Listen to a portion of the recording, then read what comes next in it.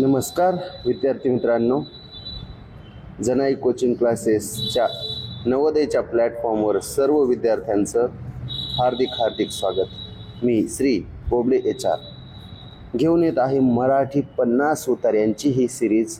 नवोदयसाठी उतारे फार महत्त्वाचे असतात, तर 50 मराठी उतारे जे 1991 पासून नवोदयच्या परीक्षेत आले होते, हे सर्व महत्त्वाचे उतारे सुरू करूयात। वाघो, पहिला उतारा लक्ष द्या। उतारा क्रमांक 1।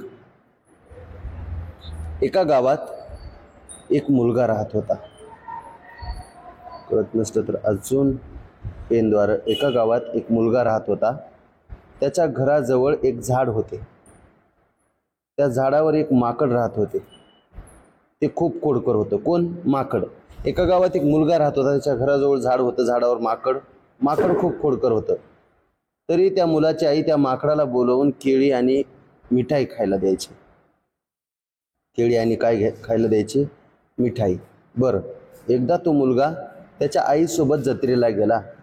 ते दोघेही घराला कुलूप लावून सकाळीच निघून गेले। सकाळी परत आल्यावर त्यांना एक विचित्र गोष्ट दिसली। त्या दिवशी माकड झाड सोडून कुठं गेलं नव्हतं। झाडाच्या सर्वात उंच फांदीवर बसून ते दिवसभर आपल्या घराला पहारा देत बसलं होतं। त्या दिवशी त्या मुलाच्या आईने त्याला अनेक फळं खायला दिली। माकडाला माकडा म्हणली असेल, आज तर चांगलीच कामगिरी केलीस तू, आहे ना। दररोज विश्वास ठेवीत नव्हते कोणावर? खोडकर होतं माकड। आईला वाटलं, मुलाला वाटलं हे कशाचं थांबते, आहे ना। पण काय झालं वाघो? उतारा डबल वाचा। एका गावात एक मुलगा राहत होता। झाड होतं घराजवळ, झाडावर माकड राहत होतं। माकड खूप खोडकर होतं। म्हणजे माकड ते म्हणजे सर्वनाम इथं, आहे ना। खोडकर होते क्रियापद आहे। तरी त्या मुलाची आई त्याला लाड करायची, केळी मिठाई खायला द्यायची। दोघं जत्रेला गेले। त्या माकडानं मात्र कुठंच गेला नाही, हललं नाही जाग्यावरून। पहिला प्रश्न वाघो, झाडावर कोण राहत होते? झाडावर कोण राहत होते? माकड 1 नंबर, 2 नंबर कावळा, 3 नंबर मैना, 4 नंबर पक्षी। तर काय येते उत्तर? माकड 1 नंबर, राईट। बरं, दुसरा, मुलाच्या आईने माकडाला काय खायला दिले? भाकरी, पोळी, केळी आणि मिठाई, भाजी। तर C नंबर, केळी आणि मिठाई। बघा वाघो, पहिल्यांदा मुलाच्या आईने काय खायला दिलं? तर केळी आणि मिठाई खायला देतं। लास्टला जेव्हा म्हणजे हे झालं, ते अभिमान वाटला मुलाला आणि आईला की नंतर मग मात्र खूप फळं खायला देते। बरोबर आहे। मुलाच्या घराची काळजी कोणी घेतली? माकड, कुत्रा, पक्षी, मैना। कुत्रा कशाला आला आता इथं? माकड। जत्रेतून परतल्यावर मुलाच्या आईने माकडाला काय दिले? जत्रेतून परतल्यावर केळी, भाजी, मिठाई, बऱ्याच खायच्या गोष्टी। काय दिलं? आता इथं बऱ्याच खायच्या, केळी दिली का? नाही। भाजी दिली का? फक्त नाही। मिठाई, भरपूर फळं दिली, म्हणजे बऱ्याच खायच्या गोष्टी म्हणा। काय म्हणा? बऱ्याच खायच्या गोष्टी। संध्याकाळी परत आल्यावर त्या दोघांना कोणती विचित्र गोष्ट दिसली? संध्याकाळी जेव्हा ते परत आले, माकडाने सर्व काही तोडलं होतं? नाही। माकड दिवसभर झाडाच्या सर्वात उंच फांदीवर बसून राहिले। माकडाने शेजारच्या लोकांना त्रास दिला, शेजारच्या लोकांना हाणायले? नाही। वरीलपैकी काही नाही। 2 नंबर येते। माकड दिवसभर झाडाच्या सर्वात उंच फांदीवर बसून राहिलं होतं, आहे ना। घराची सुरक्षा केली होती। कोणी येते का काही? उतारा क्रमांक 2 वाघो, चला।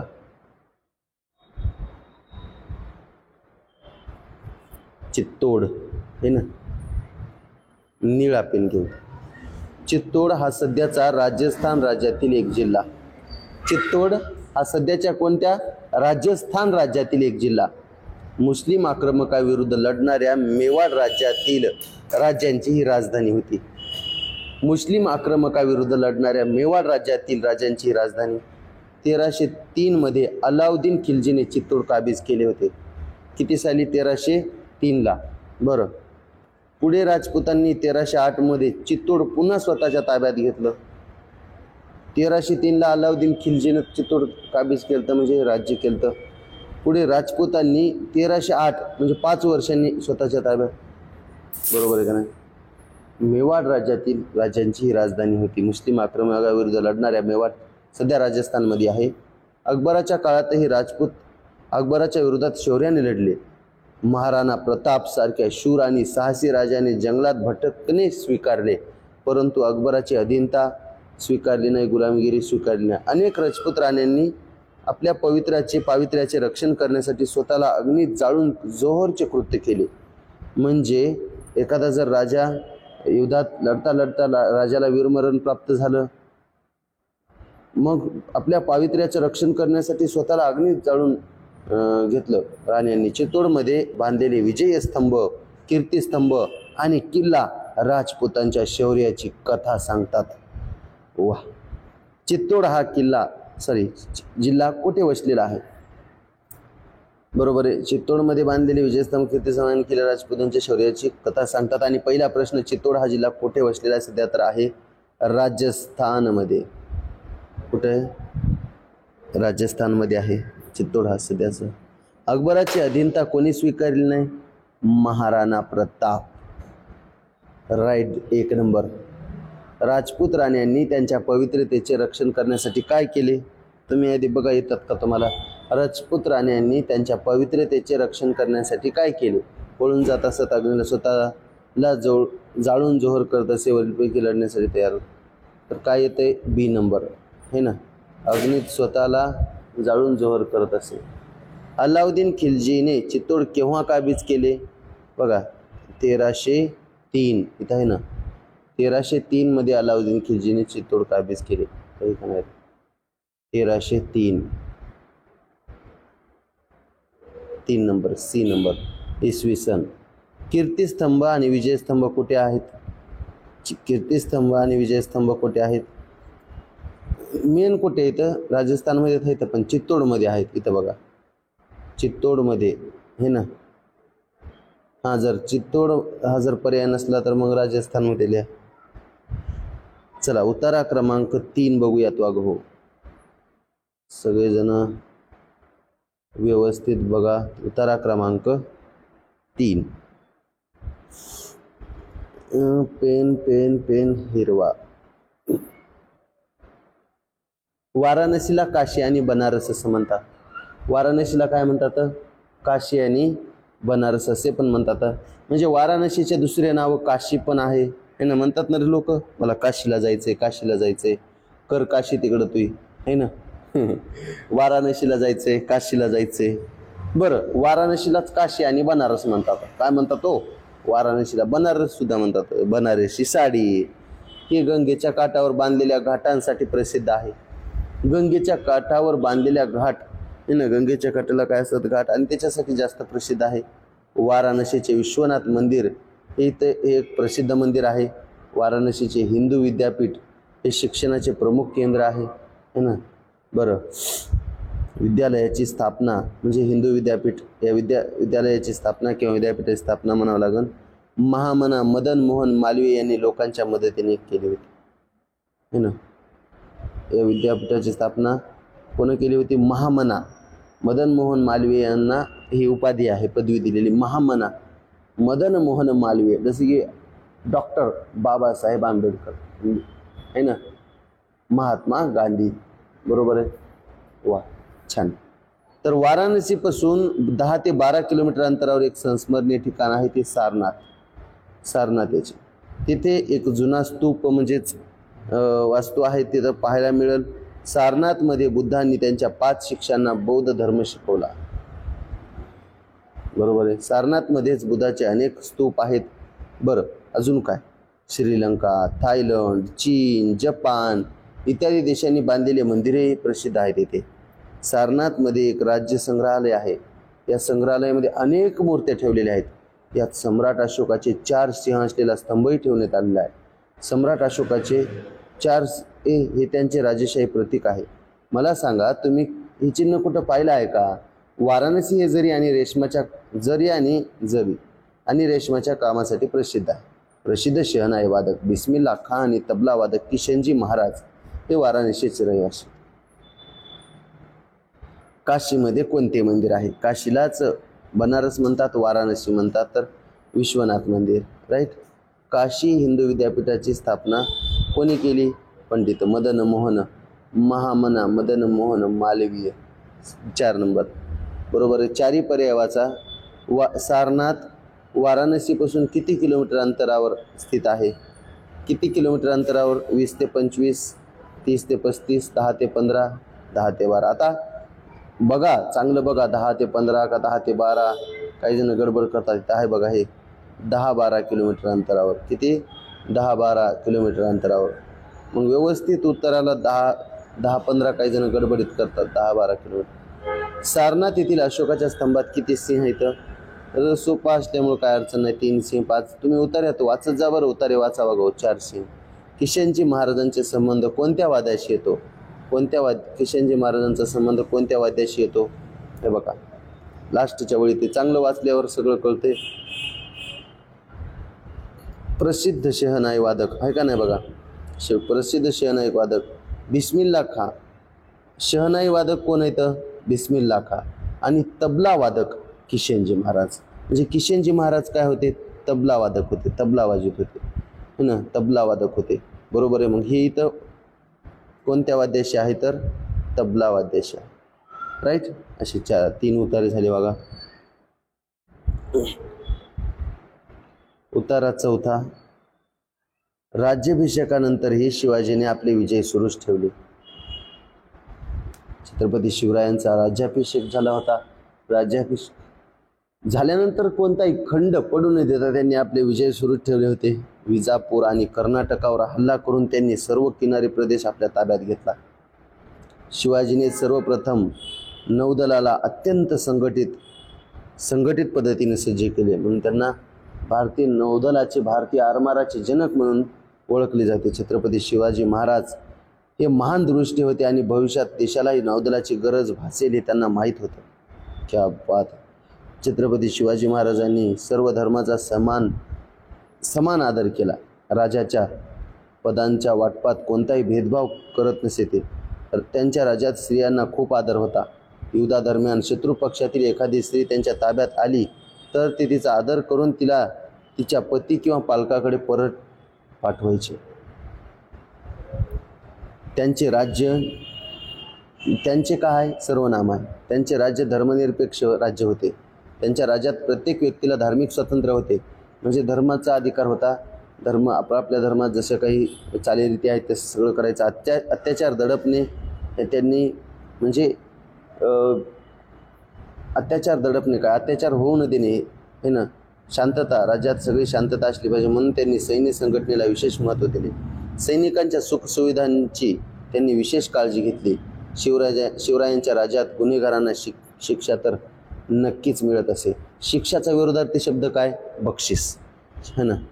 म्हणजे छत्रपती शिवाजी महाराज महान दृष्टी होते. ते म्हणजे चांगले राज्यकर्ते होते. बरं, देशात नौदलाची गरज भासेल असं त्यांना वाटलं होतं म्हणून त्यांनी जास्त मजबूत पद्धतीने संघटित केलं नौदलाला. बरं, छत्रपती शिवाजी महाराजांनी राज्याभिषेक झाल्यानंतर पण आपले विजय सुरूच ठेवले. विजापूर, कर्नाटकवर हल्ला केला, आहे ना. नौदलाला अत्यंत संघटित म्हणजे एकत्रित केलं, सज्ज केलं, तयार केलं. भविष्यात दृष्टी म्हणजे एक भविष्याचे बघायचे असतं, आहे ना. भविष्यात देशालाही नौदलाची गरज भासेल त्यांना माहीत होतं. बरं, शिवाजी महाराजांनी सर्व धर्मांचा समान आदर केला. सर्व धर्म समभाव, राईट. पदांच्या वाटपात भेदभाव नाही केला आणि स्त्रियांना तर खूप आदर होता. एखाद्या युद्धादरम्यान जर शत्रू पक्षातील स्त्री ताब्यात आली तर तिचा आदर करून तिच्या पतीकडे, पालकाकडे पाठवलं जायचे. बरोबर आहे. असा हा उतारा.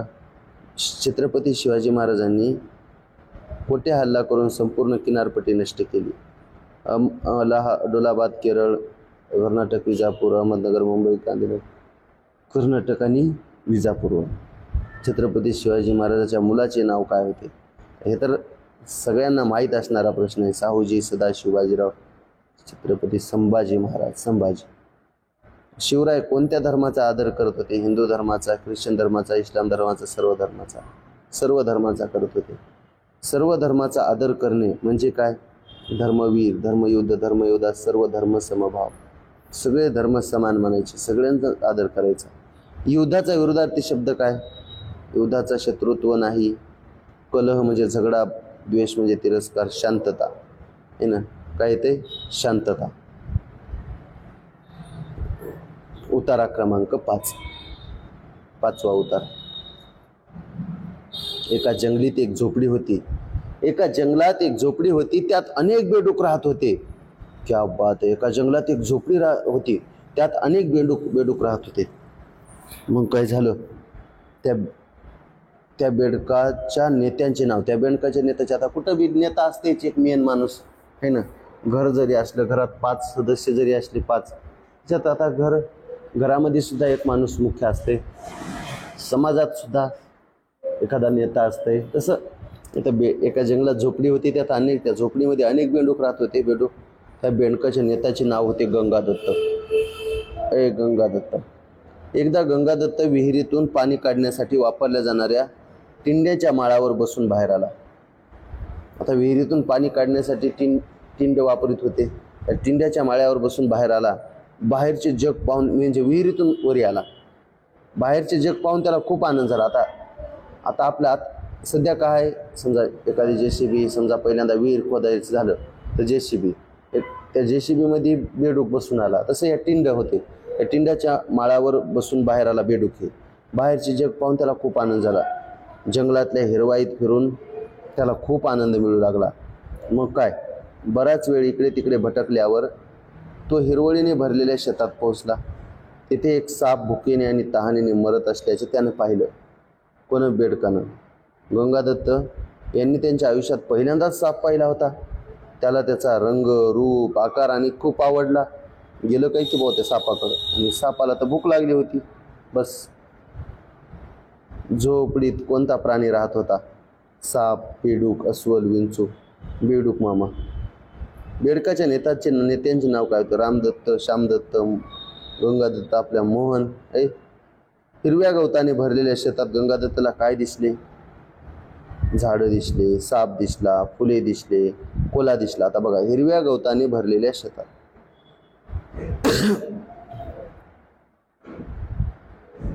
बघा वरी,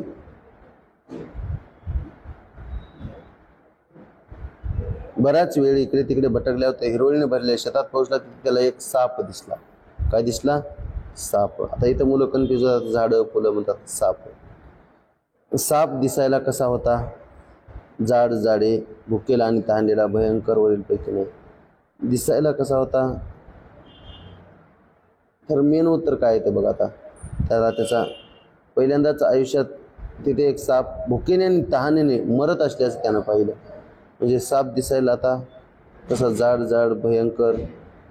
साप कसा होता? तर सध्या तर साप भुकेला आणि तहानलेला होता. भुकेला आणि तहानलेला होता, बरोबर आहे. दिसायला कसा होता याचं म्हणण्यापेक्षा साप कसा होता त्या अवस्थेत आहे ना. फिरत असताना गंगादत्त कुठे पोहोचला? शेतात, शहरात, तलावात, कालव्यात. तर कालव्यात नाही, शेतात पोहोचला. हिरवळीने नटलेलं सगळं आहे ना. उतारा क्रमांक 6.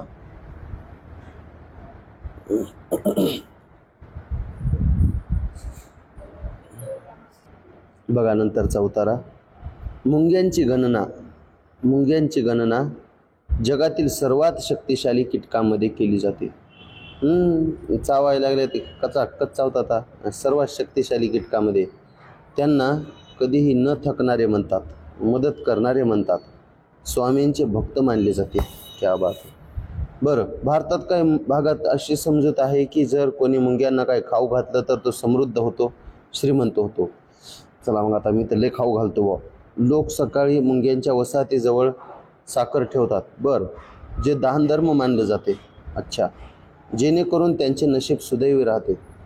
मूळ अमेरिकन लोकांचा असा विश्वास आहे की मानवाने मुंग्यांकडून बरंच काही शिकलं आहे. हिवाळ्यात खाण्यासाठी उन्हाळ्यात अन्न साठवायचं ते त्यांच्याकडून शिकलं. हिवाळ्यात खाण्यासाठी आहे ना, हिवाळ्यात थंडी, आता थंडी म्हणजे आपलेच बाहेर निघत नाही, ते मुंग्या कुठून निघताना आहे ना, मुंग्या आपल्या स्वेटरमध्ये, बरोबर आहे. हिवाळ्यात खाण्यासाठी उन्हाळ्यात अन्न साठवायचं त्यांच्याकडून शिकलं पाहिजे, बरोबर आहे. आणि उन्हाळ्यात थंड आणि हिवाळ्यात उबदार कसं राहायचं, उन्हाळ्यात थंड आणि हिवाळ्यात उबदार कसं राहायचं हे मुंग्यांनी आम्हाला शिकवलं. आपण शिकलो असो वा नसो, मुंग्यांनी आपला शांतता आणि सहकार्याचा धडा शिकवला. पहिला प्रश्न बघा वाघो. मुंग्यांना जगातील कीटक मानले जाते. मजबूत, उपयुक्त, लोभी, विनोदी. मजबूत, उपयुक्त कीटक. बघा तुम्ही आता इथं हळून बघा, उपयुक्त नाही, पहिली वळ बघा, पहिली वळ आहे ना. मुंग्यांची गणना जगातील सर्वात शक्तिशाली कीटकामध्ये केली जाते. ते वाचावं लागते. शक्तिशाली म्हणल्यावर काय येते? शक्तिशाली, मजबूत, उपयुक्त, लोभी, विनोदी. तर मजबूत येणार, बरोबर आहे. शक्तिशाली बघा वाघो, तर काय येते? 1 नंबर मजबूत. आता उपयुक्त जर म्हणाव ते आपल्याला उपयोगी कुठे का आहे? कचाकच घोषणे देतात आहे ना. विनोदी नाही, लोभी नाही, म्हणून मजबूत आहे. वरील दिले शक्तिशाली, मजबूत आहे ना. बघा, मुंग्यांना खायला घालणारे लोक कसे आहेत? दानी, सहकारी, प्रामाणिक, श्रीमंत. तर श्रीमंत का त्याला लय लागते का बाबा मुंग्याला खाऊ घालायला? सहकारी, दानशूर आहे ना. बघा इथं मुंग्यांना खाऊ घालणारे लोक. मूळ बघा, लोक सकाळी इथं आहे. लोक सकाळी मुंग्यांच्या वसाहतीजवळ साखर ठेवतात, जे दानधर्म म्हटले जाते. दानधर्म म्हणले जाते. दानी. दान हे एक कार्य आहे ज्यामध्ये रिकामी जागा समाविष्ट आहे. दान म्हणजे देणे. दान म्हणजे काय? देणे. 4 नंबर. स्वीकारणे, घेणे समानार्थी येते. स्वीकारणे म्हणजे घेणे, दान म्हणजे देतात.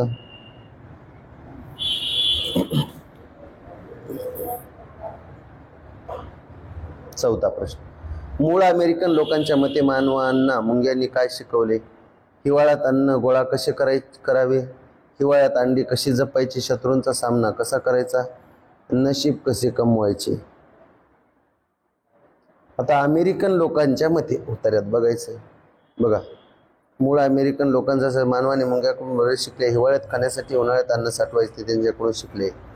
म्हणजे येते या 1 नंबर. हिवाळ्यात अन्न कसं गोळा करावे, म्हणजे हिवाळ्यात अन्न कसं गोळा करावं म्हणजे उन्हाळ्यातच करावं लागतंय ना. कधी करावं लागतंय? उन्हाळ्यातच करावं लागतंय. शत्रूंचा सामना तर नाही, अंडी जपायची नाही, नशीब कमवायची. आणि मग काय हो, मग काय हिवाळ्यात अन्न गोळा कसं करायचं? म्हणजे हिवाळ्यात अन्न गोळा कसं करायचं म्हणजे ते उन्हाळ्यातच करतात, बरोबर आहे. आणि मग काय, संपन्न शब्दाचा अर्थ काय होतो? संपन्न, राजेशाही, सहयोगी, श्रीमंत, गरीब. तर संपन्न, श्रीमंत. उतारा क्रमांक 7.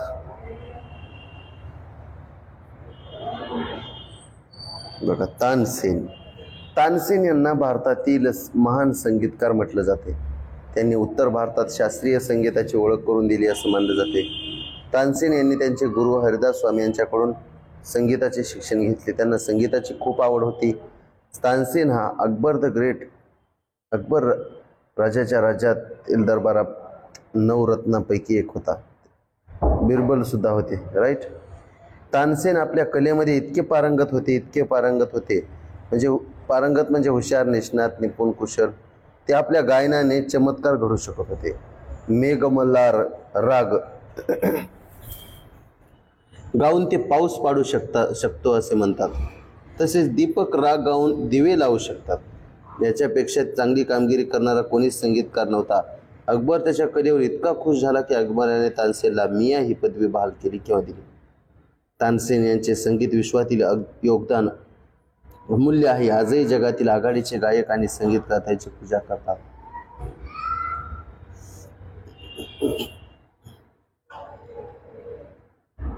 पहिल्या वाक्यातील सर्वश्रेष्ठ या शब्दाचा अर्थ काय आहे? सर्वश्रेष्ठ या शब्दाचा अर्थ काय आहे? तानसेनपेक्षा श्रेष्ठ कोणी नाही, चूक. तानसेनपेक्षा श्रेष्ठ इतर लोक आहेत, हे पण चूक. तानसेन हे सर्वोत्कृष्ट लोकांपैकी आहेत. तानसेन एक महान मानव आहेत.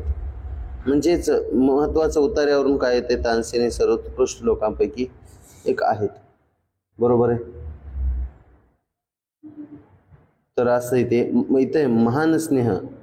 महान स्नेह म्हणजे काय? महान म्हणजे मोठे, भरपूर, आणि स्नेह म्हणजे प्रेम, म्हणजे खूप प्रेम, राईट.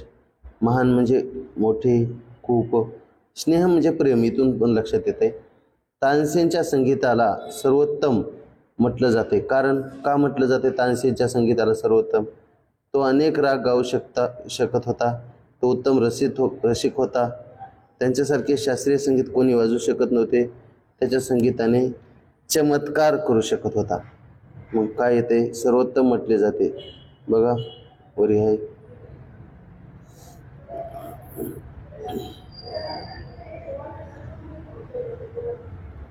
तानसेन यांना भारतातील महान संगीतकार म्हटलं जाते. कसं काय? त्यांना संगीताची खूप त्याच्यापेक्षा चांगली कामगिरी. काय उत्तर येते बघा याचं? तानसेनच्या संगीताला सर्वोत्तम म्हटले जाते. तो उत्तम रसिक होता. ते येणारच नाही. गाळणी पद्धत वापरा. त्यांच्यासारखे शास्त्रीय संगीत कोणी वाजवू शकत नव्हते. आता इथं तुलना कशाला करायची? सर्वोत्तम म्हटलं जाते. तर दोन राहील येतं. तो अनेक राग गाऊ शकत होता.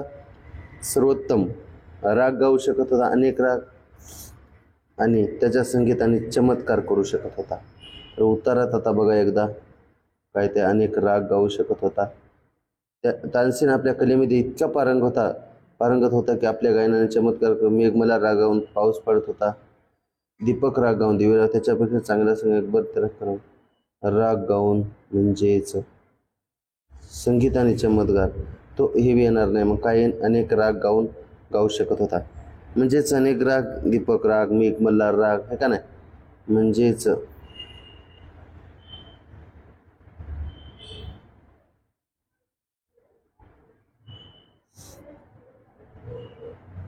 तानसेन आपल्या कलेमध्ये इतके पारंगत होते, सर्वोत्तम होते, आपल्या गायनाने चमत्कार करू शकत होते. म्हणजेच सर्वोत्तम होते. म्हणजेच हे बी येणार नाही. हे 4 नंबरचे येईल, है ना? म्हणजे त्याच्या संगीताने चमत्कार करू शकत होता. चमत्कार करू शकत होता म्हणजे पहिल्यांदा मेन काय येईल? चमत्कार करू शकत होता. कोणते चमत्कार? अनेक राग गाऊन पाऊस पडू शकत होता वगैरे. सम्राट अकबराने त्याला मिया किंवा नवरत्न ही पदवी का दिली? कारण औदार्यासाठी, स्तुती, क्रोध, समृद्धीसाठी. तर कशासाठी दिली बघा? मिया ही पदवी का दिली? बघा, अकबर त्याच्या कलेवर इतका खुश झाला की अकबराने तानसेनला मिया ही पदवी दिली. तर काय येईल मग? क्रोधासाठी, रागासाठी नाही, समृद्धी नाही, तर औदार्य, स्तुती, औदार्य का दोन्हीपैकी काय येते? तर बघ, औदार्य म्हणजे स्तुतीची येईल. स्तुती म्हणजे काय? प्रशंसा, आहे ना? आता बघा इकडं, आपण समजा शाळेत तुम्ही चांगली कामगिरी केली, बरोबर आहे. मग शाळेत त्या सरांना प्रशंसा, स्तुती, म्हणजे नवल वाटतं. औदार्य येणार नाही. म्हणजे दानशूरपणा झाला. दार्य देणे, दानशूरपणा झाला. त्याच्यामुळे ते येणार नाही. स्तुती 2 नंबर. तानसेन कोणता राग गाऊन दिवा लावू शकत होता? तर दीपक राग गाऊन. दिवा, दीपक. उत्तरा क्रमांक 8. माझे वडील, माझी धाकटी बहीण आणि मी एका मोठ्या उद्यानात फिरायला गेलो होतो. वागं हो, उतारे महत्वाचे इथं पूर्ण बघा. उतारे 1991 पासूनचे मी टाकलेले आहे त्याच्यात पूर्ण. तर उतारे इतके महत्वाचे येतं. तर अशाला असे उतारे, समजा हेच उतारा जरी नाही आला तर असेच उतारे शेवटच्या परीक्षेत येतील, बरोबर. लय अवघड पण येत नसतात. तर फक्त 3 प्रश्न 4 प्रश्न सोपे येतात. एखादा थोडासा संदिग्ध वाटते, अस्पष्ट वाटते, है ना, आपल्याला कन्फ्यूज होते. तर त्याच्यासाठीच आपल्याला बघायचे बा. तर एक 3-4 प्रश्न. माझे वडील, माझी धाकटी बहीण म्हणजे छोटी, है ना, आणि मी एका मोठ्या उद्यानात म्हणजे बागेत फिरायला गेलो. आम्हाला उद्यानात एक मोठा फुगा दिसला. काय दिसला? फुगा. त्याला हॉट एअर बलून म्हणतात. त्याच बरेच रंग होते त्यामध्ये, हॉट एअर बलूनमध्ये. त्याच्या खाली एक मोठा क्रेट पण होता. काय असं ना, आता बघा, लोक गरम हवेच्या फुग्यामध्ये बसून फिरत होते. बाप्पो, ते आकाशात उंचावर गेले. जेव्हा ते आकाशात उंच गेले तेव्हा माझी बहीण रोमांचित झाली, है ना. म्हणजे मला बसायचे, माझ्या बहिणीला बलून राईड करायची होती. त्या मोठ्या फुग्यामध्ये बसण्यासाठी ती म्हणत असेल ती खूप लहान होती. आता त्या मोठ्या फुग्यामध्ये बसण्यासाठी ती खूपच लहान होती. माझ्या वडिलांनी तिला खेळण्यासाठी एक लहान लाल फुगा विकत घेतला. तिला तो लहान लाल फुगा खूप आवडला. आता तिच्या बहिणीला बसायचं होतं, मुलाच्या बहिणीला, पण ती लहान असल्यामुळं नको म्हणते. बघा, एक हा वर्णनात्मक उतारा आहे, वर्णन आहे. कथा सांगणाऱ्या व्यक्तीला फुगा कोठे दिसला? बाजारात, शाळेत, स्टोअरमध्ये, उद्यानात. राईट. उतारा दोनदा वाचा. आता मी हे उतारे दोनदा वाचू शकत होतो, पण तुम्ही बोर होता ना, आता दोनदा वाचणार. त्याच्यामुळं एकदाच वाचवलं आणि वाचतो. वाचू करे, ठीक आहे. आणि सोपा आहे त्याच्यामुळं मी बी दोनदा वाचतो. बघा, दोनदा वाचतो तर अजून कळते. माझे वडील, माझी धाकटी बहीण. बघा, माझे वडील, माझी धाकटी बहीण आणि मी एका मोठ्या उद्यानात फिरायला गेलो. आम्हाला उद्यानात एक मोठा फुगा दिसला. आम्हाला उद्यानात जोदळे एक मोठा फुगा दिसला. त्याला हॉट एअर बलून म्हणतात. त्यात बरेच रंग होते. त्याच्या खाली एक मोठा क्रेट होता. लोक गरम हवेच्या फुग्यामध्ये अरे क्या हो गया गरम हवेच्या फुग्यामध्ये बसून फिरत होते. ते आकाशावर उंचावर गेले. जेव्हा ते आकाशात उंच गेले, बहीण पण म्हणली मला बसायचे आहे ना, बलून राईड करायची होती, पण ती लहान होती. कथा सांगणाऱ्या व्यक्तीला मोठा फुगा कुठे दिसला? उद्यानात म्हणजे बागेमध्ये. बरं, फुग्याबद्दल कोणते विधान सर्वात योग्य आहे?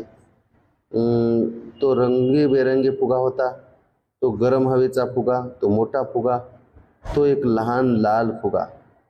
तर बघा, इकडं सर्वात योग्य विधान बघा, फुग्याबद्दल एक मोठा फुगा दिसला, त्याला हॉट एअर बलून म्हणतात. बरेच रंग होते. त्याच्या खाली एक मोठा क्रेट होता. लोक गरम हवेच्या फुग्यामध्ये बसून फिरत होते. आकाशात उंचावर गेले. म्हणजे मेन कोणता आहे? तर रंगीबेरंगी फुगा तर नाही येणार. कसं काय? त्यात बरेच रंग होते. त्याला हॉट एअर पण त्यात बरेच रंग होते. होऊ शकते हे ना.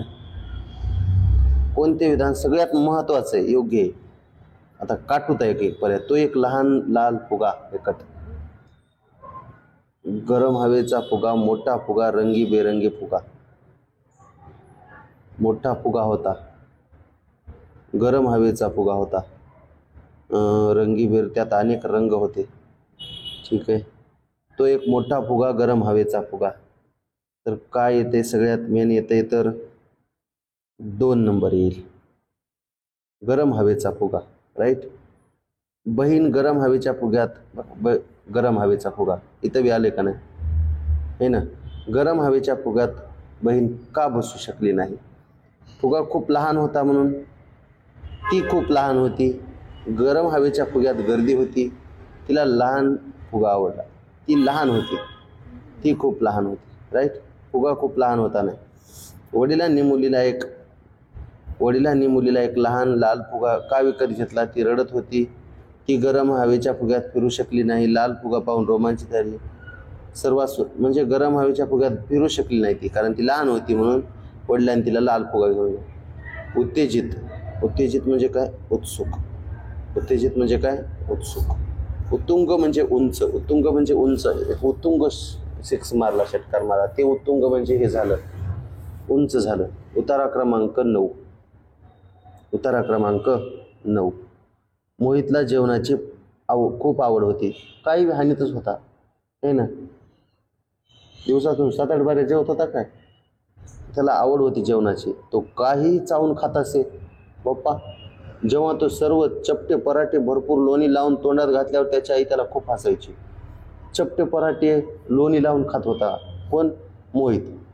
आई हसायची, पण मोहितची बहीण मिता आहे ना, ती जास्त खात नसे.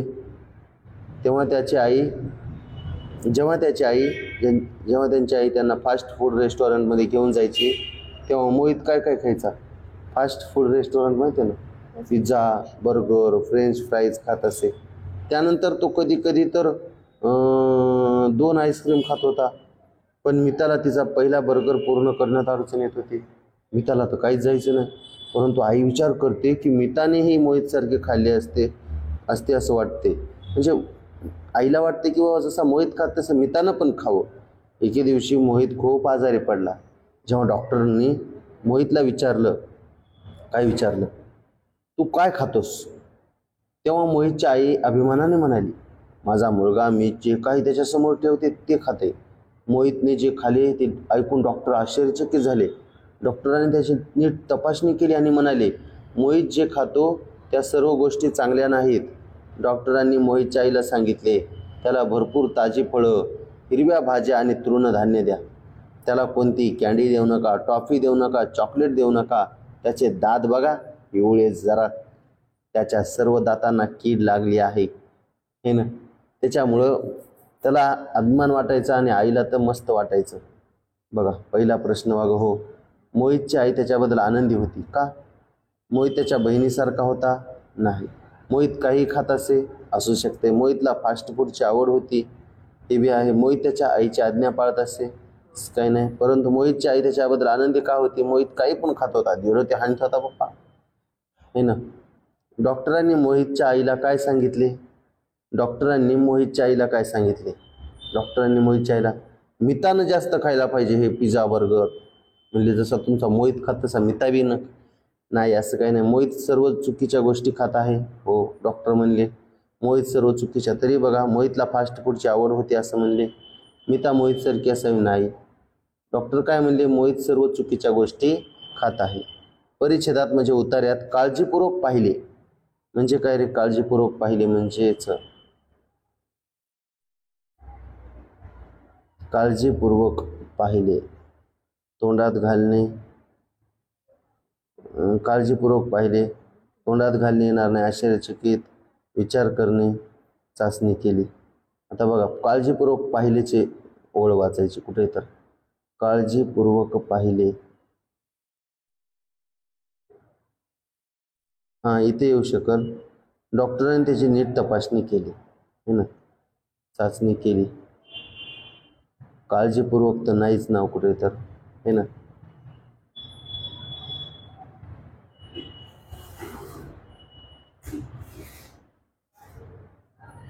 मग काय ते काळजीपूर्वक पाहिले या शब्दासाठी वापरलेला शब्द आश्चर्यचकित. काळजी, आश्चर्यचकित होणे नाही येणार. तोंडात घालणे, तोंडात बोट घालणे म्हणजेच आश्चर्यचकित होणे. चाचणी केली है ना. काळजीपूर्वक पाहिलं, डॉक्टरांनी त्याला काळजीपूर्वक पाहिलं, ते चाचणी केली है ना.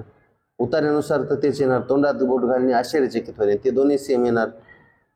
विचार करणे ते येणार नाही. काळजीपूर्वक पाहिले, विचार करणे वेगळंच येणार. काळजीपूर्वक पाहणे, विचार करणे, चाचणी करणे. चांगलं बघितलं डॉक्टरांनी, चाचणी केली.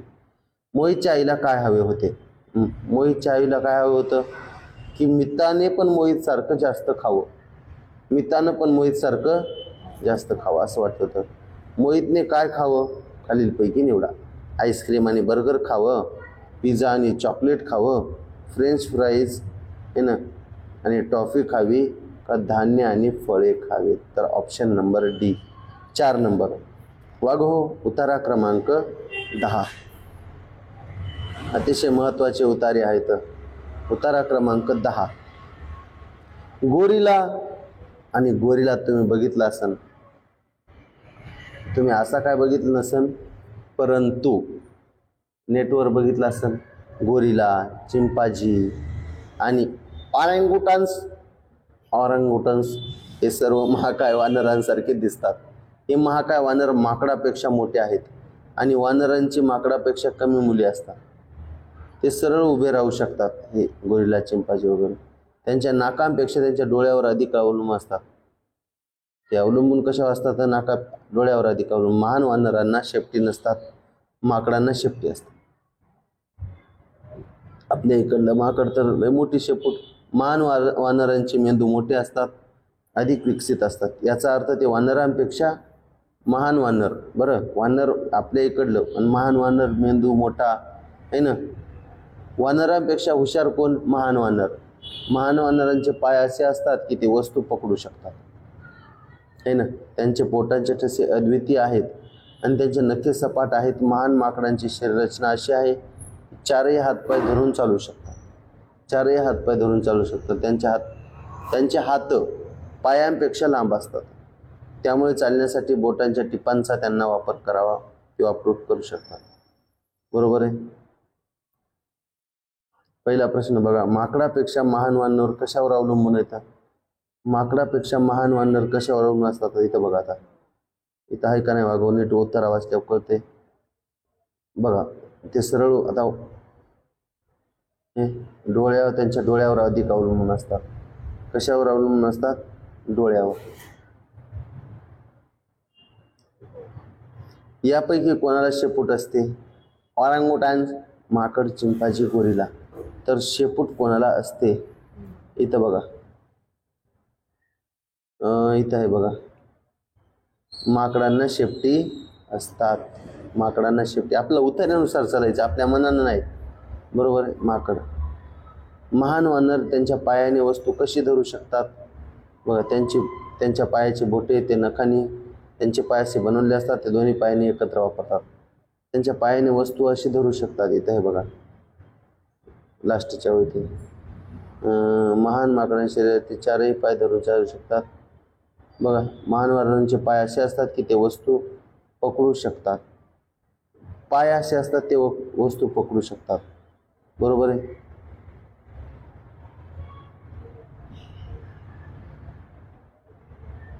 ते नखांनी वस्तू उचलतात, दोन्ही पायांचा वापर करतात, पायाची बोटे आहेत बघा इथे, त्यांचे बोटांचे ठसे अद्वितीय. ते वस्तू पकडू शकतात. त्यांच्या बोटांचे ठसे आणि त्यांचे नखे सपाट आहेत. राईट.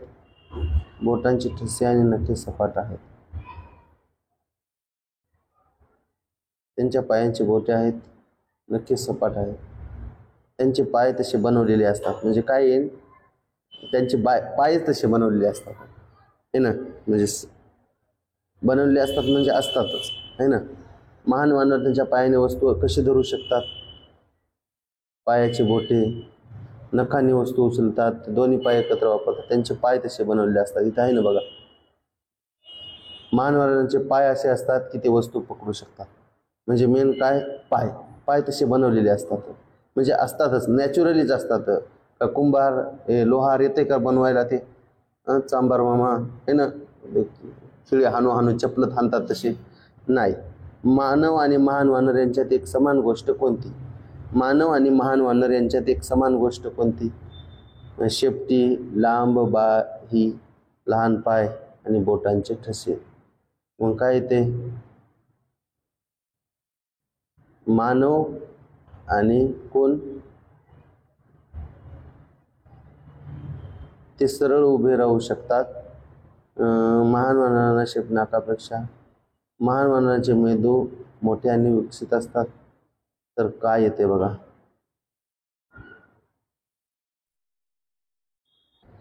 तर ह्याचं उत्तर येते लांब बाही. बघा हो, शेपूट, माणसाला शेपूट असते का? नाही. लांब बाही तर काही नाही. लहान पाय, आता माणसाचे पाय तर मोठे असतात, लहान थोडे नसतात. बोटांचे ठसे हे येऊ शकते उतार्यानुसार. इकडे बघा, इथे त्यांनी दिले, त्यांच्या बोटांचे ठसे अद्वितीय आहेत हे ना. ह्या वळीवरून कळते की बाबा याच्यात काहीतरी साम्य आहे. न जुळणारे म्हणजे जुळत नाहीत, त्याला काय म्हणतात? भिन्न, वेगळे. न जुळणारी आकृती आपण बघतात ना, भिन्न आकृती, वेगळी आकृती. राईट है ना. न जुळणारी आकृती म्हणजे काय? भिन्न आकृती. माझी गुप्त आवडती जागा सुंदर इमारत किंवा कोणती संस्मरणीय जागा नव्हती. ती बाग नव्हती, मनोरंजन पार्क किंवा नदीचा किनारा नव्हता. तो फक्त उंच गवताने वेढलेला आणि झाकलेला ड्रेन पाईप होता. मी याला कोणतेच नाव देऊ शकत नाही. फक्त मला ते आवडते असे म्हणा आणि त्याला लपण्याची स्वर्गीय जागा म्हणू. रोज जेवणाच्या सुट्टीत मी आणि माझा प्रिय मित्र ड्रेन पाईपवर जायचो आणि अर्धा तास तिथं बसायचो. शांत आणि सुंदर असल्यामुळे ते खूप छान ठिकाण होतं. एके दिवशी एका शिक्षकाने आम्हाला पाहिलं आणि आम्हाला पाईपवर जाण्यापासून रोखलं. हे खूप दुःखदायक होते. म्हणजे नालीवरचा पाईप रे, ते नालीवरच्या पाईपावर लेखक जाऊन बसत होता, शाळा सोडून जाऊन बसत होता. ड्रेन पाईप कोणती जागा होती लेखकाची आवडती? एक गुप्त जागा होती म्हणून. पप्पा कोणती जागा होती? माझी एक गुप्त आवडती जागा. सुंदर इमारत नव्हती किंवा कोणती संस्मरणीय जागा, ती बाग बी नव्हती, मनोरंजन पार्क नव्हता, नदीचा किनारा नव्हता, तो फक्त उंच गवताने वेढलेला आणि झाकलेला ड्रेन पाईप होता. गवतानं झाकलेला होता ते पाईप, आहे ना, नालीवरचा पाईप. मी याला कोणतेच नाव देऊ शकत नाही, फक्त मला ते आवडते असं म्हणा. आणि त्याला लपण्याची आमची स्वर्गीय जागा म्हणून, म्हणजे चांगली जागा. रोज जेवणाच्या सुट्टीत, शाळेत असताना जेवणाची सुट्टी व्हायची, त्याच्यात मी आणि माझा प्रिय मित्र त्या ड्रेन पाईपवर जायचं आणि अर्धा तास तिथं बसायचं शाळेच्या अर्ध्या सुट्टीत. शांत आणि सुंदर वातावरण असल्यामुळे ते छान ठिकाण. लेखक म्हणते, एके दिवशी मात्र सरनं बघितलं, आम्हाला पाहिलं आणि आम्हाला पाईपवर जाण्यापासून रोखलं, म्हणजे थांबिलं. हे खूप दुःखदायक होतं. मग आता हे ते बंद होणार होतं. चला, निवेदकाचे म्हणजे लेखकाचे त्या मुलाचं गुप्त आणि आवडतं ठिकाण कोणतं? शाळा, मनोरंजन, नदीचा किनारा, ट्रेन, पाईप. 4 नंबर. लेखक त्याच्या गुप्त ठिकाणला काय म्हणतो? उंच गवताने वेढलेले ड्रेन पाईप, शाळेपासून लपण्याची जागा, स्वर्गीय लपण्याची जागा म्हणतो. मेन उत्तर काय? गुप्त ठिकाण म्हणजेच काय? स्वर्गीय आता गुप्त ठिकाण म्हणजे गुप्त म्हणजे लपणंच ना. लपणं म्हणजे स्वर्गीय लपण्याची जागा. शिक्षकाला गुप्त जागा कळल्यावर काय झालं? शिक्षकही त्याच्यासोबत नाल्याजवळ गेले. शिक्षक पण बसले, म्हणले चला भाऊ, मला बी लय बसा वाटायले. शिक्षकांनी त्याच्या नाल्याच्या पाईपकडे लक्ष दिलं नाही, हे पण नाही. त्यांना शाळेतून पुन्हा ड्रेन पाईपवर जाता आले नाही, है ना. शाळेत जेवणाची वेदनेसाठी मजेशीर नाही, म्हणजे उत्तर काय ते? शिक्षकांनी त्यांना जाऊ दिलं नाही, त्यांना जाता आलं नाही. शिक्षकाला कळल्यावर काय झालं? त्यांना शाळेतून पुन्हा जाता आलं का? नाही. तुमच्या मते शिक्षकांनी त्यांना ड्रेन पाईपवर जाणे का थांबवले असेल? तुमच्या मते काय वाटलं? तुमच्या मते सांगा. आता शिक्षकांनी त्यांना ड्रेन पाईपवर जाणे का थांबवलं? त्यांना शिक्षा करायची होती? मुलांनी आनंदी व्हावे असे त्यांना वाटत होते? नाही. ड्रेन पाईपवर जाणे सुरक्षित नव्हते, गोंगाटात जेवण करणे चांगले, म्हणजे सुरक्षित नव्हतं. ड्रेन पाईपवर जाणं सुरक्षित होतं का? नाही. असा एक पाईप, त्याच्यावर गवत आहे ना, खाली नाला असन, बरोबर आहे, त्याच्यामुळे सुरक्षित जागा होती का? नाही. लेखकाने त्याला त्याचे आवडते ठिकाण का म्हटलं आहे? कारण ते सभोवती उंच गवत होते? नाही. नदीच्या काठावर नव्हतं. मित्रांसोबत लपाछपी, हे पण नाही. सुंदर आणि शांत ठिकाण होतं. उतारा क्रमांक 12. उतारा क्रमांक 12 वागो, नीट लक्ष द्या, टाईट बसा. बघा, वुडपेकर हा एक प्रकारचा पक्षी. कोणता? वुडपेकर. कोणता पक्षी? वुडपेकर. हा उत्तर आणि दक्षिण ध्रुव, ऑस्ट्रेलिया, न्यूझीलंड वगळता सर्वत्र आढळतो. वुडपेकरच्या 200हून अधिक प्रजाती येतात, म्हणजे 200 पेक्षा जास्त प्रजाती. 2 सर्वात मोठे वुडपेकर, इम्पिरियल वुडपेकर आणि आयव्हरी बीड वुडपेकर, आता जवळजवळ नामशेष झालेले आहेत. नामशेष म्हणजे नष्टच, है ना. वुडपेकरची चोच लाकडात छिद्र पाडण्यासाठी अतिशय तीक्ष्ण असते. तीक्ष्णचा विरोधार्थी काय? बोथट. आपली सुई कशी असते? तीक्ष्ण. आणि मार्कर असते ते कसं असते? बोथट, है ना.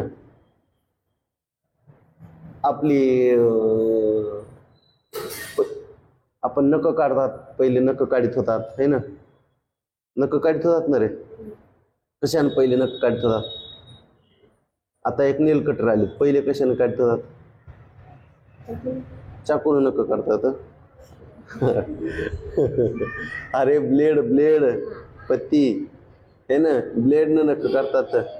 तर आता ब्लेड कशी आहे? तीक्ष्ण आहे. ब्लेड कशी आहे? तीक्ष्ण, है ना. आणि बोथट काय आहे? समजा बोथट एखादा दुसरा भाग, बोथट म्हणा, है ना, आपलं पेश रंगणार, आपण चित्र रंगवतात ते खडू, बघितले? चित्र रंगवतात ते खडू, ते आपल्याला टोचल्यावर टोचताना का? नाही ना, त्याला बोथट बनायचं. ज्याला टोक नाही ते बोथट, ज्याला टोक आहे ते तीक्ष्ण, है ना. काच तीक्ष्ण, है ना, असं वागव. मग त्याची बघा, चोच बी तशीच होती, लाकडात छिद्र पाडत होती चोच. बघा, चोच तीक्ष्ण होती, टोचली का नाही लाकडात छिद्र पडत होतं वुडपेकरची चोच, है ना. आणि आपला भाऊ म्हणला, ए वुडपेकर, माझ्या हाताला बघ रे. वुडपेकर म्हणला, इकडून तिकडे छिद्र पाडतो, शांत बस, है ना. तीक्ष्ण होती चोच आणि त्याची शेपटी लहान आणि कठीण असते. ज्यामुळे त्यांना झाडाच्या खोडाला आणि फांद्यांना चिकटून राहण्यास मदत होते. चिकटून राहतात. वुडपेकरची जीभ मोठी बाप्पा, जी त्यांना झाडाच्या आतून कीटक काढण्यास मदत करतात. जीभ मोठी असायची, कीटक काढायला मध्ये एखादं लपलेलं असलं तर. वुडपेकर दिसण्यापूर्वी झाडामध्ये मोठ्याने हाका मारताना ऐकू येतात. आधी आवाज काढतात. लाकूड तोडे कधी घरावर खोदायला लागले तर ते देखील हानिकारक ठरू शकतात. बघा हो वुडपेकरचा उतारा. असा उतारा डबल वाचूयात एकदा. मी ही पेन घेतो. वुडपेकर हा एक प्रकारचा पक्षी आहे. कुठं आढळतं? या उत्तर आणि दक्षिण ध्रुवावर, म्हणजे ऑस्ट्रेलिया, न्यूझीलंड. वगळता म्हणजे ऑस्ट्रेलिया न्यूझीलंडमध्ये आढळत नाही. वगळता म्हणजे हे दोन देश वगळून. वगळणे म्हणजेच कमी करणे. ऑस्ट्रेलिया आणि न्यूझीलंड वगळता सगळीकडे आढळते, सर्वत्र आढळतो. फक्त कोण्या दोन देशात आढळत नाही? ऑस्ट्रेलिया आणि न्यूझीलंड. वुडपेकरच्या 200हून अधिक जाती येतात. हे 200पेक्षा जास्त. दोन सर्वात मोठे वुडपेकर आहेत. कोणते? इम्पिरियल वुडपेकर आणि आयव्हरी बीड वुडपेकर. आता जवळजवळ सगळे संपत आले, नामशेष, नष्टप्राय. आणि वुडपेकरची चोच बघितली तर लाकडात छिद्र पाडण्यासाठी अतिशय तीक्ष्ण, शेपूट लहान आणि कठीण आहे ना. कसं काय शेपटीचा उपयोग होतोय?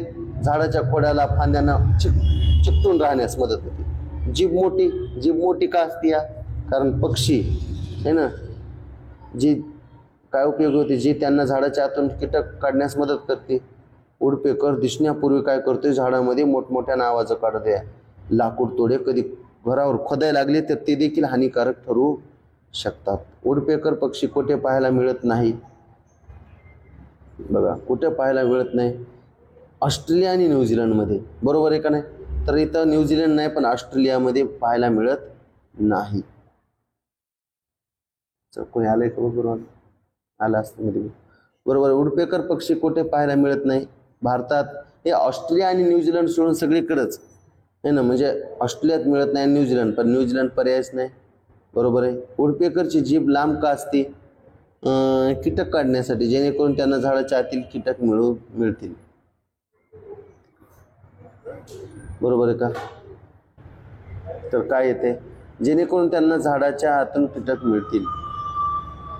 जमिनीतून नाही रे, विलुप्त प्राणी झाले तर, विशिष्ट अडचणीला सामोरं नष्ट झालेले इथं आहे ना. नष्ट झाले इथं. विलुप्त म्हणजे लुप्त झाले तर, नष्ट झाले तर. चला, आयव्हरी बीड वुडपेकर कुठं नामशेष झालेले आहेत? न्यूझीलंडमध्ये आढळतात. न्यूझीलंड आणि ऑस्ट्रेलियात आढळतच नाही. तो झाडावर आढळतात, जगभर आढळतात. जगभर बी म्हणाय जमणार नाहीत, कारण 2 देशात आढळत नाहीत, ऑस्ट्रेलिया आणि न्यूझीलंड. नामशेष झालेले आहेत आहे ना रे. इथं आहे बघा, आयव्हरी 2 प्रकार आहेत बघा, इम्पिरियल वुडपेकर आणि आयव्हरी वुडपेकर. आता जवळजवळ नामशेष झालेले आहेत, म्हणजे आता सध्या काय झालेले आहेत? नष्ट झालेले आहेत. नामशेष, नष्ट.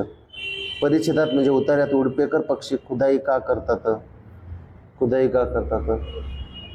कीटक शोधण्यासाठी, छेदण्यासाठी, सराव करण्यासाठी. कीटक शोधण्यासाठी. बरोबर आहे. उतारा क्रमांक 13. टाईट बसा.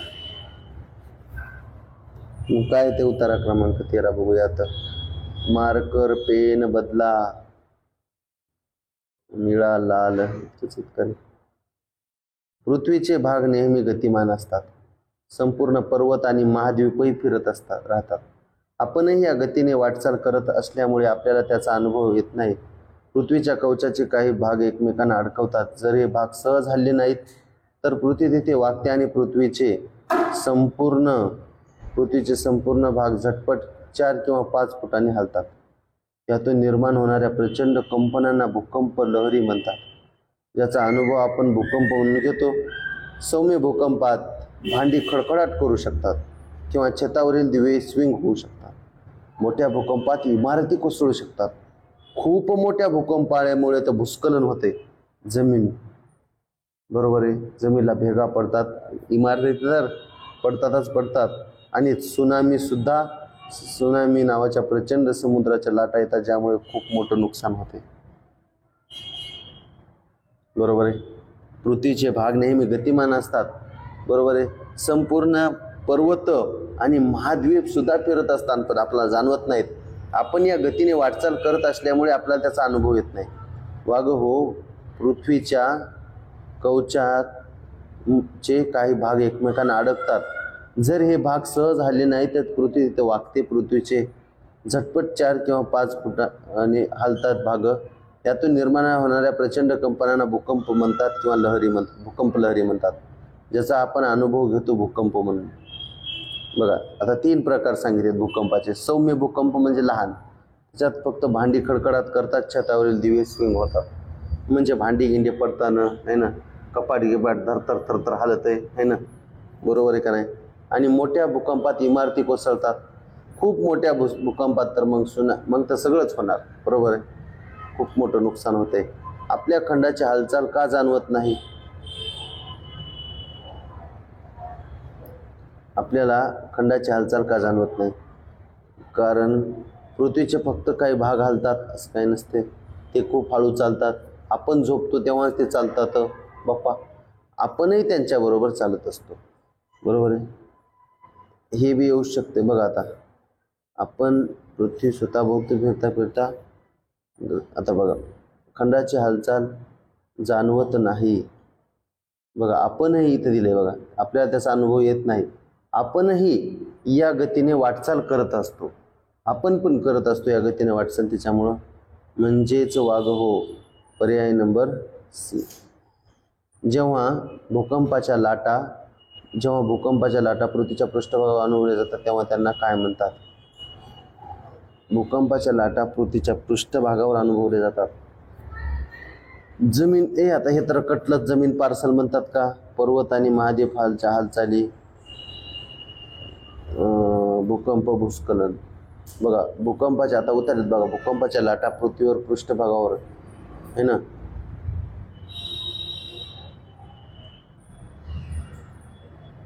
हे बघा, खूप मोठ्या भूकंपामुळे भूस्खलन होते। सुनामी नावाच्या प्रचंड समुद्राच्या लाटा, ज्यामुळे खूप नुकसान होते, बरोबर आहे। मग मेन उत्तर काय येते? जेव्हा भूकंपाच्या लाटा, तेव्हा इथं सुनामीच्या लाटा दिलेल्या असतात त्यांनी, सुनामीच्या लाटा पृथ्वीच्या पृष्ठभागावर त्यांना